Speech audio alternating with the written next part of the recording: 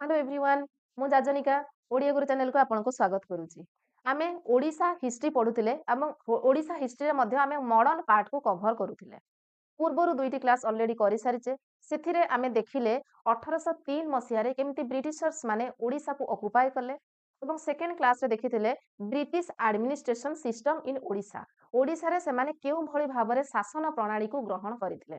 सेथिरे आमे 5-6टी मुख्य पॉइंट को कवर करथिले जोथिरे देखिथिले कि increase of flight of Odisha ओडिशार दुर्दशा बहुत परिमाण रे बढ़ी जाइथिला केमिति ना जेतेबेलकू माने कोन ब्रिटिश ऑक्युपाई कले ओडिशा को सेतेबेले बेंगल रे जो सब जमीदार माने थिले से माने आसिकी ओडिशार जमीदार मानकू सब्स्टिट्यूट कले ता सहित ओडिशार लोक माने लॉ बा आईन कानून को एते भल भाबरे जानि नथिले सरकारी कार्यकलाप को ठीक भाबरे बुझी पारु नथिले तार जो पदवी सब थिला क्लरिकल पोस्ट हना अलगा सब सरकारी चाकरी को मध्य से माने ऑक्युपाई करिनेले तापर आमे सॉल्ट मोनोपोली देखिले पूर्वरु जोटा गोटी हमर फ्री कमोडिटी थिला ओडिशार लोक माने फ्रीली अवेलेबल तांको ପାଇଁ ଥିଲା ଲୁଣ ଏବେ କଣ କଲେ ନା ସେମାନଙ୍କୁ ଟ୍ୟାକ୍ସ ଦେବାକୁ ପଡିଲା ବ୍ରିଟିଶର୍ସ ମାନଙ୍କୁ ଲୁଣ ପାଇଁ ତାଙ୍କୁ ଟ୍ୟାକ୍ସ ଦେବାକୁ ପଡିଲା ଏବଂ ଏଟା ଯେହେତୁ ଗୋଟେ ନିତ୍ୟ ବ୍ୟବହାର୍ଯ୍ୟ ସାମଗ୍ରୀ ତେଣୁ ଲୋକମାନେ ସେତେ ପରିମାଣରେ ଟ୍ୟାକ୍ସ ଦେଇ ପାରିଲେ ନାହିଁ ତାପରେ ଆବୋଲିସନ ଅଫ କାଉରୀ କଉଡି ସିଷ୍ଟମ ର ବ୍ୟବସ୍ଥା ସେତେବେଳେ ଥିଲା ଲୋକମାନେ ସେତେବେଳେ ପଇସାର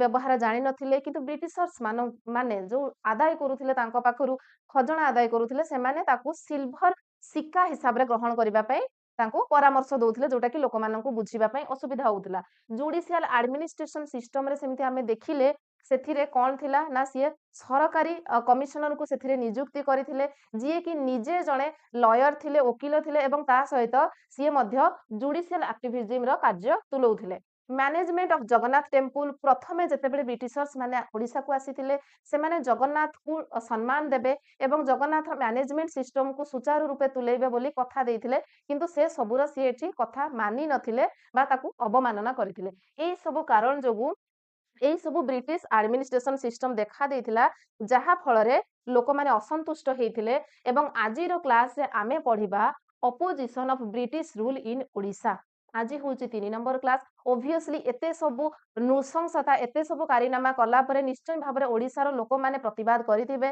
ସ୍ୱର ଉତ୍ତୋଳନ କରିଥିବେ ଏବଂ ତା ପାଇଁ କିଛି ଯୁଦ୍ଧ ମଧ୍ୟ ହେଇଥିବ ତାହେଲେ ସିଏ ଅପୋଜ କେମିତି କରିଥିଲେ opposition of British rule in India ଦେଖନ୍ତୁ ଏଠି ବିଭିନ୍ନ ପ୍ରକାରର ମାଧ୍ୟମରେ ସେମାନେ ରିବେଲିୟନ କରିଥିଲେ ଆନ୍ଦୋଳନ କରିଥିଲେ ଯୁଦ୍ଧ କରିଥିଲେ ତା ଭିତରେ ଗୋଟିଏ ଆମେ ପଢିବା ପିପିଲି ୱାର ପିପିଲିରେ ହେଇଥିବା ଯୁଦ୍ଧ ଯୋଉଥିରେ କି ଆମର ଜୟୀ ରାଜଗୁରୁ ପ୍ରମୁଖ ଭୂମିକା ଗ୍ରହଣ କରିଥିଲେ ସେକେଣ୍ଡରେ ଆମେ ଦେଖିବା କନ୍ଧ ରିବେଲିୟନ ଯୋଉଟା କନ୍ଧମାଳରେ ହେଇଥିଲା ଭୂୟାଁ ରିବେଲିୟନ କେଉଁଝରରେ ହେଇଥିଲା କୋଲ୍ହ ରିବେଲିୟନ ସାନ୍ତାଳ ରିବେଲିୟନ ଆମର ହେଇଥିଲା ମୟୂରଭଞ୍ଜରେ ସବୁଠୁ ଇମ୍ପୋର୍ଟାଣ୍ଟ ହଉଛି ପାଇକ ରିବେଲିୟନ ଏବଂ ଲାଷ୍ଟରେ ଦେଖିବା ରିଭୋଲ୍ଟ ଅଫ 1857 ଆଣ୍ଡ ଓଡିଶା ସବୁଠୁ ଆମେ ଯୋଉ କହୁ ଆମର first freedom struggle of India ହଉଛି 1857 ରିଭୋଲ୍ଟ ଅଫ 1857 ଏବଂ ସେଇ 1857 ରିଭୋଲ୍ଟ ରେ ଓଡିଶାର ଭୂମିକା କଣ ଥିଲା ଏବଂ ତାର ପ୍ରଭାବ ଓଡିଶା ଉପରେ କଣ ପଡିଥିଲା ତାକୁ ମଧ୍ୟ ଆମେ ପଢିବା ତାହେଲେ ପ୍ରଥମେ ଆଜି ଆମେ ପଢିବା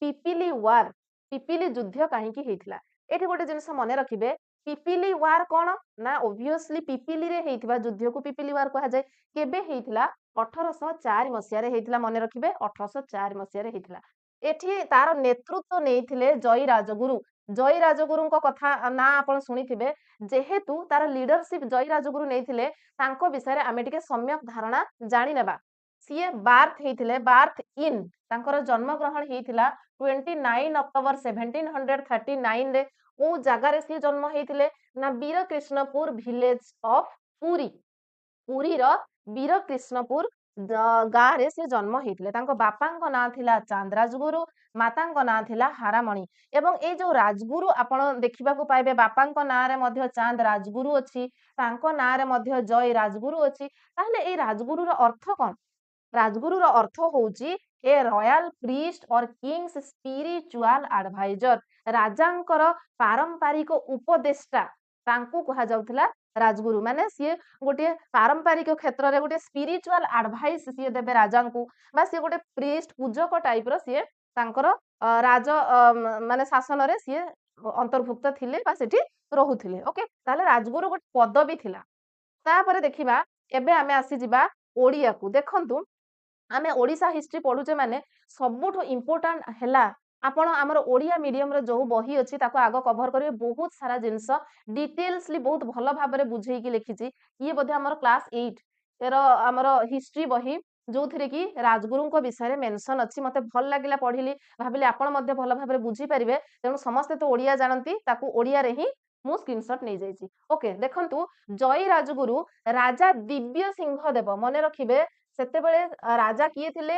ଦିବ୍ୟ ସିଂହ ଦେବଙ୍କ ରାଜ ଦରବାରରେ ଜଣେ ପଣ୍ଡିତ ଭାବରେ ନିଯୁକ୍ତି ହେଇଥିଲେ ଜୟୀ ରାଜଗୁରୁ। ତାଙ୍କ ପିତା ତ ଆମେ ଦେଖିଲେ ଚାନ୍ଦ ରାଜଗୁରୁ ଥିଲେ। ତାଙ୍କର ଯେତେବେଳେ ଡେଥ ହେଇଗଲା, ସିଏ ମନ୍ତ୍ରୀର ଦାୟିତ୍ୱ ନିଭେଇଲେ ସେଇ ଦିବ୍ୟ ସିଂହ ଦେବଙ୍କ ରାଜ ଦରବାରରେ। ଓକେ, ମନ୍ତ୍ରୀ ତଥା ରାଜଗୁରୁ, ଆମେ ତ ପଢିଛେ ତାଙ୍କର ଉପାଧିଟା ଥିଲା ରାଜଗୁରୁ କୁହାଯାଉଥିଲା ତାଙ୍କର ପଦବୀକୁ। ତାହେଲେ ଆମେ ଏଇଠୁ ଜାଣିଲେ ରାଜା ଦିବ୍ୟ ସିଂହ ଦେବ ସିଏ ଥିଲେ ଖୋର୍ଦ୍ଧାର ରାଜା, ଏବଂ ତାଙ୍କ ଅଣ୍ଡରରେ ଯିଏ ରାଜଗୁରୁ ଥିଲେ ବା ମନ୍ତ୍ରୀ ଥିଲେ ସିଏ ତାଙ୍କ ପିତା ଚାନ୍ଦ ରାଜଗୁରୁ ଥିଲେ। ଚାନ୍ଦ ରାଜଗୁରୁଙ୍କର ମୃତ୍ୟୁ ପରେ ତାଙ୍କ ପୁଅ ହେଲେ ଜୟୀ ରାଜଗୁରୁ, ଏବଂ ତାଙ୍କ ସିଏ କଣ ହେଲେ? ମନ୍ତ୍ରୀ ତଥା ରାଜଗୁରୁ ଭାବରେ ନିଯୁକ୍ତି ହେଲେ। ତାପରେ କଣ ହେଲା ନା ତାଙ୍କର ଜ୍ଞାନ ଗରିମାରେ ଅସାଧ ପାଣ୍ଡିତ୍ୟ ଥିଲା, ସେ ବହୁତ ବିଜ୍ଞ ଲୋକ ଥିଲେ, ସେ ପଣ୍ଡିତ ଲୋକ ଥିଲେ। ତେଣୁ ଧନଞ୍ଜୟ ହରିଚନ୍ଦନ ଜଣେ ରାଜା। ସିଏ କିଏ ଥିଲେ ନା ସିଏ ହଉଛନ୍ତି ଆଠଗଡର ରାଜା। ଧନଞ୍ଜୟ ହରିଚନ୍ଦନ ଆଠଗଡର ରାଜା ଥିଲେ, ଯିଏ କି ଜୟ ରାଜଗୁରୁଙ୍କୁ ତାଙ୍କ ରାଜସଭାକୁ ନେବା ପାଇଁ ଚାହିଁଥିଲେ। ଓକେ, ତାହେଲେ ଏତେ ବଡ ଜଣେ ବିଜ୍ଞ ପଣ୍ଡିତ, ବିଜ୍ଞ ମଣିଷକୁ ସମସ୍ତେ ଚାହିଁବେ ଯେ ସିଏ ମୋ ରାଜ ଦରବାରରେ ରହୁ। ତେଣୁ ଆଠଗଡର ରାଜା ଧନଞ୍ଜୟ ହରିଚନ୍ଦନ ତାଙ୍କୁ ଲୋଭ ଦେଖେଇଥିଲେ। କାହାକୁ? ରାଜଗୁରୁଙ୍କୁ, ଜୟ ରାଜଗୁରୁଙ୍କୁ, ଏବଂ କହିଲେ ତମେ ମୋ ରାଜ ଦରବାରକୁ ଆସିଯାଅ ବୋଲି। ଆପଣ କଣ ଭାବୁଛନ୍ତି ସିଏ ଯାଇଥିବେ କି? ନା, ସେ ଯାଇ ନଥିଲେ। ଏବଂ ରାଜା ଦିବ୍ୟ ସିଂହ ଦେବଙ୍କର କିଛି ଦିନ ପରେ ମୃତ୍ୟୁ ଘଟିଥିଲା। ତାଙ୍କର ମୃତ୍ୟୁ ହେଲା ପରେ ତାଙ୍କର ଯିଏ ପୁତ୍ର ଥିଲେ ସିଏ ମାନେ ନାବାଳକ ଥିଲେ। ତାଙ୍କ ନାଁ ହଉଛି ଦ୍ୱିତୀୟ ମୁକୁନ୍ଦ ଦେବ। ଓକେ, ତାହେଲେ ତାଙ୍କର ପୁଅ, କାହାର ପୁଅ? ରାଜା ଦିବ୍ୟ ସିଂହ ଦେବଙ୍କ ପୁଅ ଥିଲେ ରାଜା ମୁକୁନ୍ଦ ଦେବ ଟୁ ବା ଦ୍ୱିତୀୟ ମୁକୁନ୍ଦ ଦେବ। ସିଏ ନାବାଳକ ଥିଲେ ଏବଂ ତାଙ୍କର ଉପଦେଷ୍ଟା ଏବଂ ତାଙ୍କର ଜଣେ କଣ ଅଭିଭାବକ ଭାବରେ ଇଏ ଜୟୀ ରାଜଗୁରୁ କାର୍ଯ୍ୟ ତୁଲେଇଲେ। ଜୟୀ ରାଜଗୁରୁ ତାଙ୍କର ଜଣେ ଅଭିଭାବକ ଭାବରେ କାର୍ଯ୍ୟ କଲେ ଏବଂ 1798 ରେ ସମସ୍ତ ପ୍ରକାର ଶାସନର ନିୟନ୍ତ୍ରଣ କ୍ଷମତାକୁ ସିଏ ନିଜ ହାତକୁ ନେଇଯାଇଥିଲେ। ଭାବୁଛି ଏଠି ବୁଝିବାରେ କିଛି ଅସୁବିଧା ହେଇନଥିବ। ଏଇ ସ୍ଲାଇଡରେ ଆମେ କଣ ଜାଣିଲେ? ୟା ପୂର୍ବରୁ ଦେଖିଲେ କିଛି ଇଣ୍ଟ୍ରୋଡକ୍ସନ ଥିଲା ଏବାଉଟ ଜୟୀ ରାଜଗୁରୁ। ଜୟୀ ରାଜଗୁରୁ କିଏ ଥିଲେ? ନା ସିଏ ପୁରୀ ଜିଲ୍ଲାରେ ଜନ୍ମଗ୍ରହଣ କରିଥିଲେ। ତାଙ୍କ ବାପା ଥିଲେ ଚାନ୍ଦ ରାଜଗୁରୁ, ମା ଥିଲେ ହାରାମଣି, ଏବଂ ରାଜଗୁରୁଟା ହଉଛି ସେତେବେଳେ ଖୋର୍ଦ୍ଧା ରାଜାଙ୍କର ଉପଦେଷ୍ଟା ବା ମନ୍ତ୍ରୀ ଭାବରେ ସିଏ ଯୋଉ କଣ ପ୍ରିଷ୍ଟ ଭାବରେ କାର୍ଯ୍ୟ କରୁଥିଲେ ତାଙ୍କୁ କୁହାଯାଉଥିଲା ରାଜଗୁରୁ। ଏବଂ ସେତେବେଳେ ରାଜା ଥିଲେ ରାଜା ମୁକୁନ୍ଦ ଦେବ, ସରି ଦିବ୍ୟ ସିଂହ ଦେବ। ଦିବ୍ୟ ସିଂହ ଦେବଙ୍କ ଅଧୀନରେ ସେତେବେଳକୁ ରହିଥିଲେ କିଏ? ନା ଜୟୀ ରାଜଗୁରୁ। ଓକେ, ତାପରେ ଦିବ୍ୟ ସିଂହ ଦେବଙ୍କର ମୃତ୍ୟୁ ଘଟିଥିଲା। ତାପରେ ତାଙ୍କର ନାବାଳକ ପୁତ୍ର ଯିଏ ଥିଲେ ମୁକୁନ୍ଦ ଦେବ ଟୁ, ତାଙ୍କର ତତ୍ତ୍ୱାବଧାରକ ଭାବରେ, ଅଭିଭାବକ ଭାବରେ ସେ କିଛି ବର୍ଷ କାର୍ଯ୍ୟ କଲା ପରେ 1798 ରେ ଖୋର୍ଦ୍ଧାର ଶାସନ ଦାୟିତ୍ୱ ନିଜ ହାତକୁ ନେଇଥିଲେ। ତା ଭିତରେ ଗୋଟିଏ ଇନସିଡେଣ୍ଟ ହେଇଥିଲା। ଆଠଗଡର ରାଜା ଯିଏ କି ଥିଲେ ଧନଞ୍ଜୟ ହରିଚନ୍ଦନ, ସେ ଚାହିଁଥିଲେ ତାଙ୍କୁ ତାଙ୍କ ଦରବାରକୁ ନେବା ପାଇଁ, ପ୍ରଲୋଭନ ଦେଖେଇଥିଲେ, କିନ୍ତୁ ସେଥିରେ ସିଏ ଆକୃଷ୍ଟ ହେଇନଥିଲେ ବା ସମ୍ପୂର୍ଣ୍ଣ ରୂପେ ମନା କରିଦେଇଥିଲେ। ଓକେ, ଏତିକି ଆମେ ସମସ୍ତେ କ୍ଲିୟର। ଏବେ ନେକ୍ସଟ ସ୍ଲାଇଡ କୁ ଯିବା। ପ୍ରଶାସନିକ ତଥା ସାମରିକ ପରିଚାଳନା ସେ କିଭଳି ଭାବରେ କରୁଥିଲେ, ମାନେ ତାଙ୍କର ଯୋଉ କଣ ତାଙ୍କର କଣ ସବୁ ରହିଛି, ମାନେ ସିଏ କଣ ସବୁ କାର୍ଯ୍ୟକଳାପ କରି ଯାଇଛନ୍ତି ଦେଖିବା। ଖୋର୍ଦ୍ଧାର ପାଇକ ମାନେ ଏଇ ସମୟରେ ଏକତ୍ରିତ ହେଲେ। ପାଇକ କାହାକୁ କୁହାଯାଏ ଜାଣିଛନ୍ତି? ନା ପାଇକ ହଉଛନ୍ତି ଯୋଉମାନେ ସେତେବେଳକୁ ସମର ଅଭ୍ୟାସ କରୁଥିଲେ ବା ଯୁଦ୍ଧ ଅଭ୍ୟାସ କରୁଥିଲେ। ଆକ୍ଚୁଆଲି ସେମାନେ ସୋଲଜର୍ସ ନଥିଲେ, କିନ୍ତୁ ଦେଖିବାକୁ ଗଲେ ସେମାନେ ଯେତେବେଳେ ଏଗ୍ରିକଲଚର ହଉଥିଲା, କୃଷକ ଭାବରେ ସେମାନେ କାର୍ଯ୍ୟ କରୁଥିଲେ, କୃଷି କାର୍ଯ୍ୟ କରୁଥିଲେ, ଅଲଗା ସମୟରେ ଯୁଦ୍ଧ ଲଢିବାକୁ ମଧ୍ୟ ଯାଉଥିଲେ। ଓକେ, ତାହେଲେ ଏଇ ପାଇକ ମାନେ ଖୋର୍ଦ୍ଧାରେ ଏକତ୍ରିତ ହେଇଥିଲେ। ଏବଂ କଣ ହେଇଥିଲା? ଜୟୀ ରାଜଗୁରୁ ପାଇକ ମାନଙ୍କୁ ଯୁଦ୍ଧ ବିଦ୍ୟା ତାଲିମ ଦେବା ପାଇଁ, ତାଙ୍କୁ ଏଇ ୱାର ଟ୍ରେନିଂ ଦେବା ପାଇଁ ବିଭିନ୍ନ ସ୍ଥାନରେ ସିଏ ଆଖଡା ଶାଳ ନିର୍ମାଣ କରିଥିଲେ। ତାହେଲେ ଆଖଡା ଶାଳ କାହାକୁ କୁହାଯାଏ? ନା ଯୋଉଠି ପାଇକ ମାନେ ରହିକି ଯୁଦ୍ଧ ଅଭ୍ୟାସ କରୁଥିଲେ, ନୃତ ଅଭ୍ୟାସ କରୁଥିଲେ, ତାକୁ ଆଖଡା ଶାଳ କୁହାଯାଉଥିଲା। ଇଂରେଜ ମାନେ ଖୋର୍ଦ୍ଧା ଅଧିକାର କରିବାକୁ ଉପାୟ ଖୋଜିଲେ ଏବଂ ଇଂରେଜ ପ୍ରଶାସକ ସେତେବେଳେ କର୍ଣ୍ଣେଲ ହାରକଟ ଥିଲେ। ମନେ ପକାନ୍ତୁ ପୂର୍ବ କ୍ଲାସରେ ଆମେ କର୍ଣ୍ଣେଲ ହାରକଟଙ୍କ ବିଷୟରେ ପଢିଥିଲେ, ଯେତେବେଳେ ପୁରୀ ଅକୁପାଏ କରାଯାଇଥିଲା। ଓକେ, 1803 ମସିହାରେ 18 ସେପ୍ଟେମ୍ବର 1803 ରେ ଯେତେବେଳେ ବ୍ରିଟିଶର୍ସ ମାନେ ପୁରୀ ଅକୁପାଏ କଲେ, ସେତେବେଳକୁ ବ୍ରିଟିଶର କର୍ଣ୍ଣେଲ ଥିଲେ ହରକଟ। ଏବେ ମଧ୍ୟ ତାଙ୍କ ନାଁ ଆସିଲା। ସେ ଇଂରେଜ ପ୍ରଶାସକ କର୍ଣ୍ଣେଲ ହରକଟ ଖୋର୍ଦ୍ଧା ରାଜାଙ୍କୁ କବଳିତ କରିବା ପାଇଁ କୂଟନୀତି ଅବଲମ୍ବନ କରିଥିଲେ ଏବଂ ବିଭିନ୍ନ ଲୋଭ ଦେଖେଇଥିଲେ।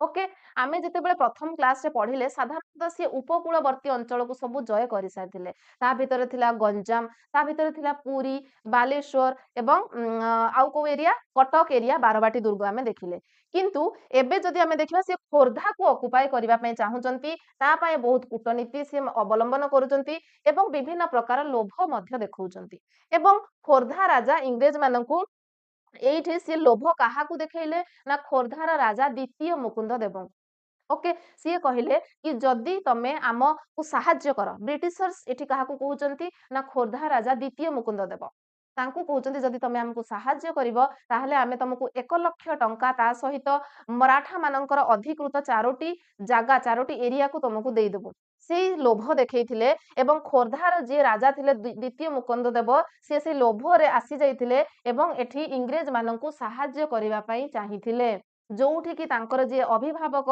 तांकर जे तत्वावधारक जय राजगुरु थिले से राजा को मना करुथिले ओके जे आपण तांकर लोभरे पड़ंतुनी इंग्रेज माने आपण को ठकी देबे किंतु एठी खोर्धा राजा तांको कथा मानि नथिले एवं इंग्रेज माननकू साहाଯ୍य करिथिले तापरे कोन हला सेई लोभटा कोन देखैथिले जोटा कि मु आपन कहि साइलिनी 1 लाख टंका पुरस्कार देबे ता संगे चारोटी मराठा कबलित प्रागणा जोगुडा कि हला राहांगा सराई 24 कूद और लेम्बाई ए चारोटी एरिया को पूर्वरु जोटा कि खोर्धा राजांकर अधिकृत थिला एवं मराठा माने ताकू अधिकार करी नै जाइथिले एबे माने कोन ब्रिटिशर्स कहउचन जे ए चारोटी प्रगणा जोगुडा कि पूर्वरु खोर्धा अधीन रे थिला सेटा मराठा मानकर जागा को आनिकी से पुणी तांकू फेरई देबे बोली तांकू कहिथिले एई लोभरे एबे राजा मुकुंद देव आसीगले ओके राजा मुकुंद देवंकर लोभ हैला जय राजगुरु इंग्रेज मानकू विश्वास न करिया को बहुत परामर्श देइथिले किंतु राजा मानिले नाही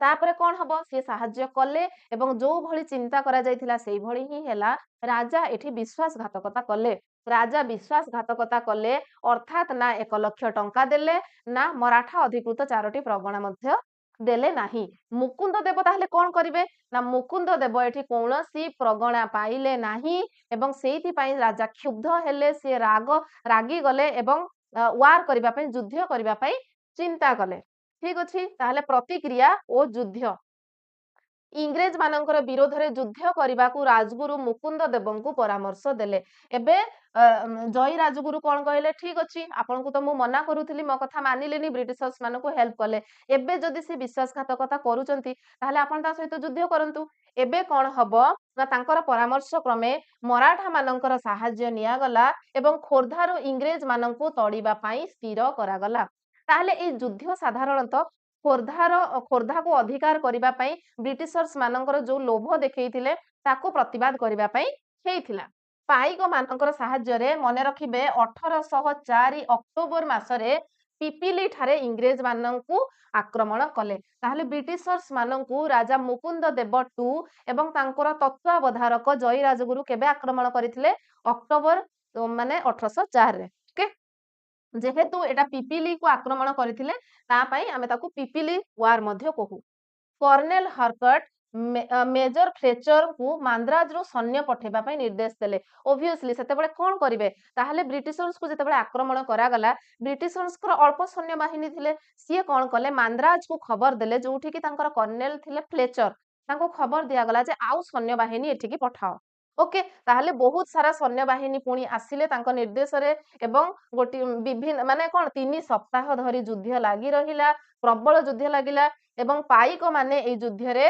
वीरत्वर सह लढी थिले ताहले कहार जय हेइथिबा बोली आपण भाबुचंती गोटिए पक्षरे ब्रिटिशर्स अन्य पक्षरे थिले खोर्धार राजा द्वितीय मुकुंद देव एवं तांकर प्रशासनिक तांकर जे प्रशासक बा तत्वावधारक जय राजगुरु ऑब्वियसली जय राजगुरु एवं खोर्धा राजांकर एठी कोन हला परास्त हेइथिबा ओके जदि सीए परास्त हेइथिबे ताहले कोन हबो निश्चय भाबरे एठी तांको किछि दंड मिलिथिबो देखिबा कोन हला ना इंग्रेज मानकर अत्याधुनिक रणकौशल आ अस्त्र शस्त्र निकटरे पाइक माने एठी हार मानि जाइथिले एवं 1804 डिसेंबर 4 तारिख दिन खोर्धा इंग्रेज अधिकृत हैला भेरी भेरी इंपोर्टेंट जिनस मने रखिबे जे खोर्धा को केबे ब्रिटिशर्स माने ऑक्युपाई करिथिले 1804 मसीहा डिसेंबर 4 तारिख रे ब्रिटिशर्स माने खोर्धा को ऑक्युपाई कले इंग्रेज माने तापरे बरुणेई दुर्ग को मध्य ऑक्युपाई करथिले।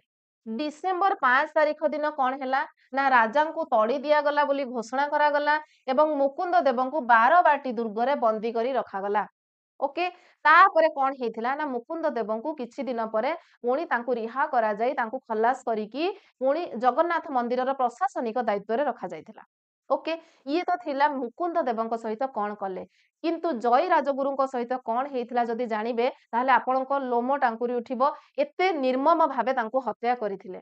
ओके एटा तो पढिले तांकु जगन्नाथ मंदिर रो दायित्व रे तापरे रखिथिले तापरे इंग्रेज माने विचार करिकी जानिले जे जय राजगुरु होचंती प्रकृत दोषी काहेकि ना से मास्टर माइंड थिले जय राजगुरु ब्रिटिशर्स माननकु भलो भाबरे जानिथिले तांकु तेणु पूर्वरु ही राजा तांकु साहाय्य न करंतु बोली सिए कोन करूथिले ना तांकु प्रवर्ताउथिले। ओके सिए जने विज्ञ पंडित थिले विशारद थिले जने भलो मनिष थिले तेणु तांकु सिए दोषी बोली मानिले एवं दंड स्वरूप सेतेबेले हमर नॉर्दर्न एरिया थिला मेदिनीपुर ठारे गोटिए बर गछर दुई डाल को एकाठी करी तांकर दुई हाथ गोड़ को बांधी देई डाल को छाड़ी देइथिले जहा फଳରେ तांकर सेठी मृत्यु घटिथिला। ओके दुई बर गछर डाଳରେ बांधिकी तांकु निष्ठुर भाବରେ फांसी दंड दिया जाइथिला। ताहले या सहित कोन हैला ना हमर पिपिली वार र परिसमाप्ति घटिला।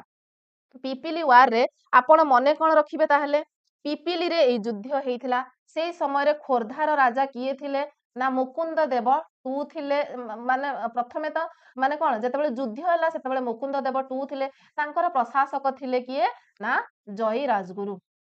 ओके जय राजगुरु तापर आमे देखिले लास्ट परिणाम कौन हैला युद्ध हैला 1804 रे एवं से माने ऑक्युपाई करले 4 डिसेंबर 1804 रे से माने खोरधा को ऑक्युपाई करले एवं तापरे एई शासकଙ୍କ सहित कौन हेइथिला मुकुंद देवଙ୍କୁ से माने 12 दुर्ग रे बंदी करी रखिले एवं परे तांकु पुरी रो प्रशासनिक दायित्व रे रखा गला।